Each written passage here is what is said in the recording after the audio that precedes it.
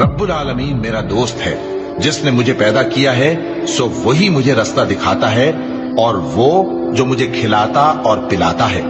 और जब मैं बीमार पड़ता हूं तो मुझे शिफा बख्शता है, और वो जो मुझे मौत देगा और फिर जिंदा करेगा, और वो जिससे मैं उम्मीद रखता हूं कि क़यामत के दिन मेरा कसूर बख्शेगा। ए परवरदिगार, मुझे इल्म दानिश अता फरमा और नेकूकारों में शामिल फरमा, और बाद वाले लोगों में मेरा जिक्र नेक बाकी रखियो, और मुझे नेमत की बहिश्त के वारिसों में शामिल कीजो, और मेरे बाप को बख्श दे कि वो गुमराहों में से है, और जिस दिन लोग उठा खड़े किए जाएंगे मुझे रुस्वा न कीजो,